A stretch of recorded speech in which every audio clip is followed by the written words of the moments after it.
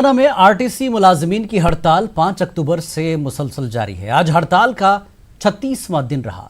हड़ताली आरटीसी मुलाजमीन ने आज चलो टैंक बंड यानी हुसैन सागर पर एक रैली मुनक्किद की थी, जिसमें रियासत भर के हड़ताली मुलाजमीन ने शिरकत की।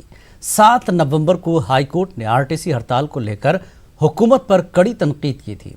सुनवाई के दौरान अदालत में तेलंगाना के चीफ सेक्रेटरी के अलावा महकमे फाइनेंस के principal secretary, GHMC commissioner incharge, RTC MD व दीगर भी मौजूद थे।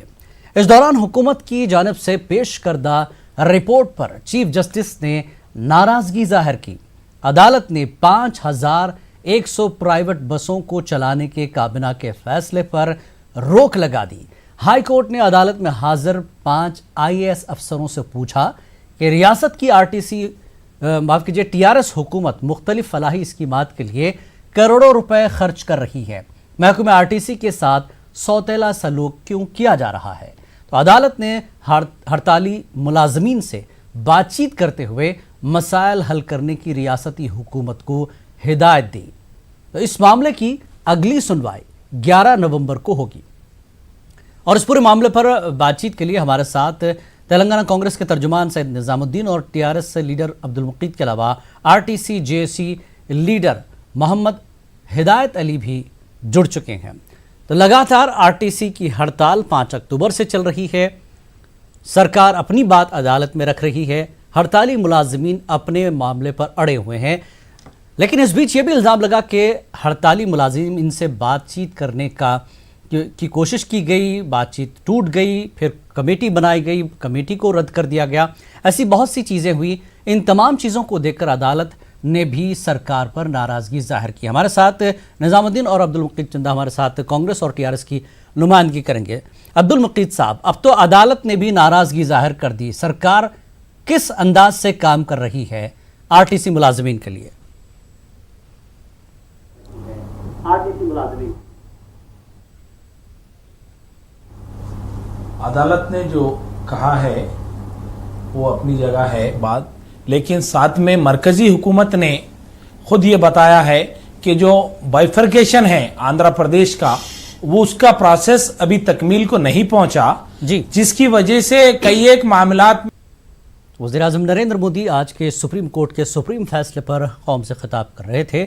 जैसा कि उन्होंने कहा कि इस फैसले के बाद मुल्क की, देश की और मुल्क के लोगों की जिम्मेदारियां और बढ़ गई हैं। अब एक साथ होकर चलने की ज़रूरत है। बहरहाल हम तेलंगाना मुद्दे पर बातचीत कर रहे थे। तेलंगाना में आरटीसी की हड़ताल लगातार चल रही है और सरकार को फटकार लगी है। कम वक्त बचा है। हमारे साथ दो मेहमान अब्दुल मुकीद और कांग्रेस लीडर सैयद निजामुद्दीन भी हमारे साथ जुड़े हुए हैं। अब्दुल मुकीद चंदा, जिस तरह से आपने बताया कि अदालत की बात तो है, लेकिन मरकज़ी सरकार ने भी कुछ चीज़ें दी है, अदालत को आप नज़रअंदाज करने की एक तरह से कोशिश कर रहे हैं। अब्दुल मुकीद,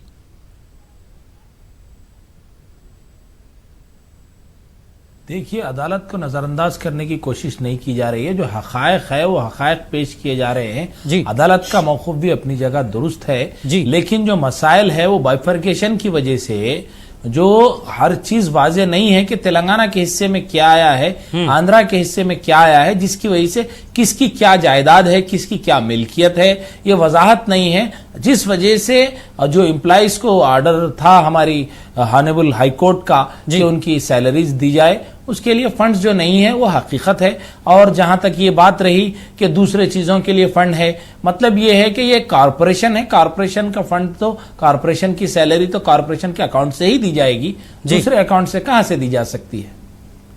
जी, हमारे साथ हिदायत अली भी जुड़ चुके हैं। हिदायत साहब, जिस तरह से कह रहे हैं कि कॉरपोरेशन के तहत ही सैलरी दी जाएगी, जो कुछ अदालत में हुआ, अदालत ने सरकार को तंबीह दी जरूर है, लेकिन सरकार की अपनी मजबूरियां हैं, आपकी अपनी मजबूरियां हैं। मसले का हल आखिर निकलेगा क्या?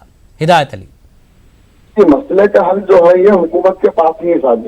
जी, ये जो कॉर्पोरेशन है टोटली गवर्नमेंट कॉर्पोरेशन है जी, यानी कॉर्पोरेशन को किसी को कुछ भी आजादी नहीं है कि कॉर्पोरेशन खुद कमा रहे हैं, खुद अपने हाथ से नौकरी ले रहे हैं, तो तनख्वाह लेने का कुछ भी गुंजाइश नहीं है इसके अंदर, क्योंकि इस कॉर्पोरेशन में हर चीज की मुदाखिलत गवर्नमेंट की है जी। हर स्कीम में जो है, जो स्कीम होते हैं इसके अंदर जो वेलफेयर होते हैं, टोटल गवर्नमेंट के कहने पर आरटीसी करती है। ठीक। तो उसी तरह तनख्वाह भी आपकी गवर्नमेंट को ही अदा करना पड़ता है। तो ये गवर्नमेंट कारपोरेशन है साहब, ये एक मतलब ऐसा देखा नहीं है कि आजादी इसको नहीं है।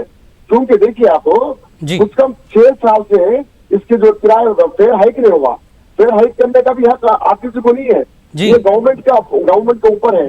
जितने भी स्कीम्स है जो फ्री पासेस देना है, मुकम्मल तौर पर आपको सरकार ही चलाती है, कारपोरेशन के हाथ में कुछ नहीं है। कुछ नहीं है सर। बिल्कुल। निजामुद्दीन हमारे साथ जुड़े हैं। निजामुद्दीन, जिस तरह से ये लगातार 5 अक्टूबर से हड़ताल चल रही है और अदालत में सारा मामला है, हड़ताल रुक नहीं रही है, हर कोई अपनी बात पर अटल है, अपोजिशन लगातार जो है आरटीसी के साथ जुड़ी हुई है, लेकिन फिर भी मामले का हल नहीं निकल पा रहा है, कैसे देखते हैं आप?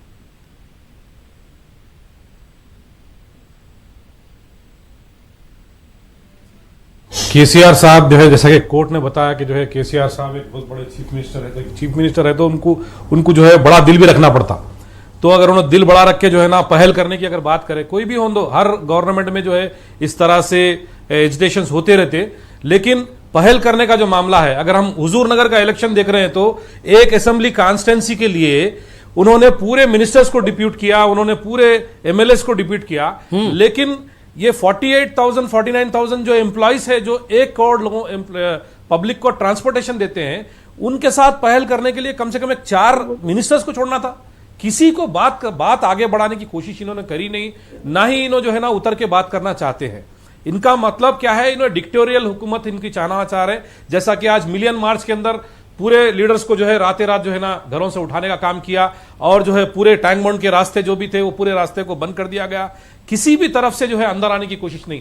उसके बावजूद भी जो है एम्प्लॉइज मिलियन मार्च के लिए टैंक बंड की तरफ गए तो उनके ऊपर लाठीचार्ज की गई, उनको जो है ना आंसू गैस बहा गया उनके ऊपर। इस तरह का जुल्म, अगर इस तरह की हरकत अगर तेलंगाना मूवमेंट में की जाती तो क्या ये चीफ मिनिस्टर बन सकते थे, क्या तेलंगाना अलग होता था? देखिए, ये डेमोक्रेटिक हक है, अपने जो उनके मांगे हैं उस मांग को वो लोग सामने रखे, हुकूमत के ये लोग डिमांड्स को रखे, हुकूमत की जिम्मेदारी है। नहीं, लेकिन निजामुद्दीन, सरकार की तरफ से पहल आई थी कि हम मर्ज करने की बात पर हम मर्ज नहीं कर सकते, ठीक है, लेकिन 21 ऐसे मुतालबात थे जो सरकार मानने को तैयार थी।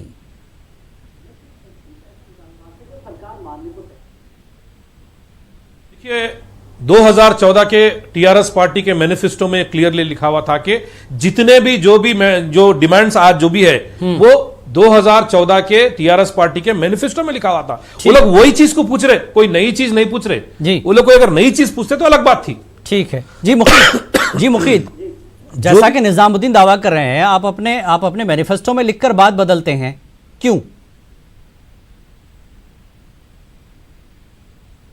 ये ऐसी कोई बात नहीं है। मैं निजामुद्दीन साहब से भी दरख्वास्त करूंगा और आपसे भी कि 2014 का मैनिफेस्टो अवेलेबल है, आप निकाल के देख लें। उसमें जो जो वादे किए गए थे वो तमाम की तकमील की गई है। 67% वो लोगों के लिए जो है बढ़ाया गया है उनकी सैलरीज में मुख्तलिफ तरीके से। ये बात नहीं है, हुकूमत ने एक आखिरी मौका भी दिया था, हुकूमत में मर्ज करने की बात चाहे तो आके रुजू हो सकते हैं। ये जो हड़ताल है ये इलीगल हड़ताल है, ये कानून के परे हड़ताल है। अगर एम्प्लॉइज हो चाहे कोई भी हो, ये समझता है कि हम हुकूमत, सरकार ने वादा किया था कि हुकूमत में है तो ये मर्ज करेगी कारपोरेशन को। जी, वादे हुकूमत में मर्ज करने से पहले ये वादा किए थे सीएम साहब ने, हम तेलंगाना आने के बाद एनजीओ के बराबर आपकी तनख्वाह देंगे, आप एनजीओ में मुबादला दूंगा मैं। ये जो है खुद अपने सीएम साहब का बयान है जी। तो वो बयान के ऊपर जो हम सब मिलके, सीएम साहब हम सब मिलके लड़के तो तेलंगाना डालिए हैं। इस वजह से हमारी ये अक्कर ये है कि आप हमारे साथ थे, हम भी आपके साथ थे, तो आप हमारा मसला क्यों हल नहीं करते? ये एक स्थिति में है सर जी। ठीक है, एक चीज और है मुकीद, जिस तरह से अदालत में यह भी कहा गया है कि आईएएस ऑफिसर्स पर जो है गलत रिपोर्ट जो है पेश करने का इल्जाम भी लगाया है, जज ने जो है नाराजगी जाहिर की है। वजह क्या है, सरकार के ऑफिसर्स गलत तर्जुमानी क्यों कर रहे हैं सरकार की अदालत में?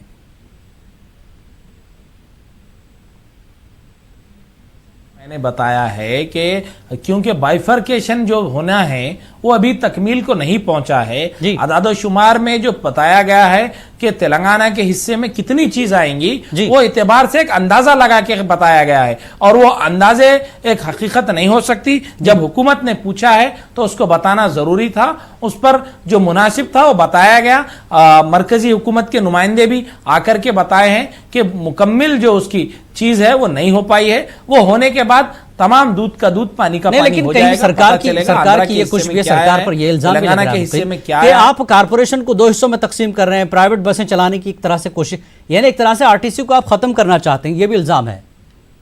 और अदालत ने भी ये पूछा है कि किसके मशवरे पर आपने 2 हिस्सों में तकसीम किया कारपोरेशन को। देखिए, कैबिनेट की मीटिंग हुई, आवाम को सहूलत पहुंचाने के लिए जो इतनी लंबी हड़ताल चलाने की कोशिश की गई और आवाम को तकलीफ हो रही थी। हुकूमत की यह जिम्मेदारी है कि तेलंगाना के खित्ते में बसने वाले 4 करोड़ आवाम को सहूलत पहुंचाए। आज ये मिलीनियम मार्च की बात की जा रही है, हड़ताल की बात की जा रही है। जब मैं आपके टीवी चैनल के लिए निकला अपने घर के पास से काटेदन से यहां तक आने तक, मैंने अपनी गाड़ी में बैठ करके काउंटिंग की, 140 बसेस मेरे को रोड पे नजर आए जो आवाम की खिदमत कर रही थी, आवाम को सहूलत पहुंचा रही थी। जब अदालत तो भी आपको कह रही है, जरूरी है कि आवाम परेशान हो जाए, दे रही है, अदालत भी आपको मशवरा दे रही है कि आप बातचीत के जरिए मसला हल करें। आप अपने तौर पर सारी चीजें तो कर रहे हैं, लेकिन अदालत के अहकामात या तजवीज पर अमल करना नहीं चाहते आप। नहीं, बातचीत, बिल्कुल बातचीत करने के लिए भी कहा गया। बातचीत के लिए यूनियन के कायदीन गए। यूनियन के कायदीन की जो है सियासी मकसद बरारी के लिए अपोजिशन पार्टियों के आलाकार बन के जो मुलाजिमीन हैं, वो मुलाजिमीन के साथ भी वो लोग उनको गुमराह कर रहे हैं, उनको तबाह ताराज कर रहे हैं। मैं मुलाजिमीन से भी अपील करूंगा, आप पहले बातचीत तो शुरू कीजिए ना। हिदायत अली, क्या दोबारा आपको कॉल आई है सरकार की तरफ से कि बातचीत के लिए आइए आप? नहीं साहब, अभी तक कोई बात नहीं जी।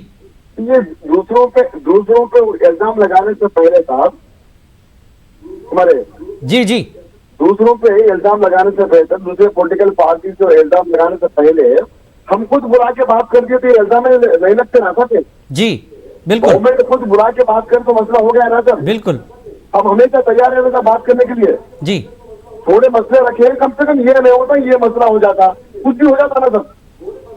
हुकूमत राजी थी इसके अंदर। हुकूमत जो जिन मुतालेबात से फाइनेंशियल जो है उस पर असर नहीं पड़ता है, तमाम मुतालेबात को मानने के लिए हुकूमत राजी है और उसके लिए बातचीत करने के लिए राजी है। केसीआर साहब ने खुद उसके लिए कहा है, लेकिन यूनियन के कायदीन अड़े हुए हैं। वो ये समझते हैं कि यूनियन जैसा चाहेगी वैसा होगा। ठीक है, लास्ट कमेंट में लूंगा, वक्त की कमी भी है थोड़ी सी। निजामुद्दीन, ये मुसलसल हड़ताल चल रही है, अदालत में जो कुछ है 11 नवंबर को तस्वीर साफ होगी। अदालत ने भी कहा अगर आप नहीं कर सकते तो हमें भी इख्तियार है, हम भी अब आखिर में देखते हुए फैसला कर सकते हैं। क्या कहेंगे निजामुद्दीन?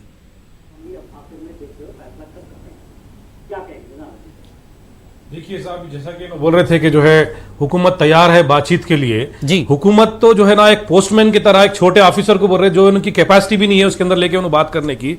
अगर उन्हें बात करना था तो कोई 4 मिनिस्टर्स को छोड़ना था, कोई डिप्यूट करके सही मानों में जिस तरह से इतना लंबे अरसे पे जो स्ट्राइक चल रही है, उस स्ट्राइक को खत्म करने के लिए बड़े मिनिस्टर्स को भेजना था, उनसे बात करना था, या फिर उनके यूनियन वालों को बुला के बात करना था। कहीं भी आप देख रहे हैं कि जो कोर्ट ने भी खुद कहा कि जो है कहीं भी जो है ना बुला के बात नहीं किया गया, ओनली खाली एक जो है एक छोटे ऑफिसर को बोल रहे हैं कि बात करो। 11 को अदालत में आप जाएंगे, क्या उम्मीदें हैं? अदालत आपके साथ एक तरह से खड़ी नजर आ रही है, कोई जिम्मेदारी भी नहीं ले सकते।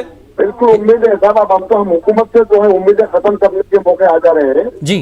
अब तो इस वक्त तो हमारे हक में अदालत है, हम मानते हैं कि अदालत हमारे तरफ फैसला करेगी। ठीक जी, उम्मीद है हमारी अदालत के ऊपर, अब उम्मीद है क्योंकि हुकूमत की तरफ से पूरे खुद अपने आप को दरवाजा बंद कर ले रहे ऊपर हमारे से। हम राजी है साहब, हमेशा एक टाइम बुलाते जाके बात करने के लिए राजी है हमारे देश ही, और हुकूमत खुद दूसरों पे ऊपर डाल के हम आपके। चलिए ठीक है, अदालत में 11 तारीख को फिर सुनवाई होगी। अदालत जो कुछ फैसला कर सकती है, अदालत ने जब इशारा दे दिया है कि अगर सरकार इस पूरे मामले को हल नहीं कर सकती तो हम भी इस मामले पर इख्तियार रखते हैं कि कुछ फैसला करें, चूंकि कई हजार मुलाजमीन का मामला है। तो आज के इस डिबेट में फिलहाल इतना ही। आप तमाम का शुक्रिया। आदाब।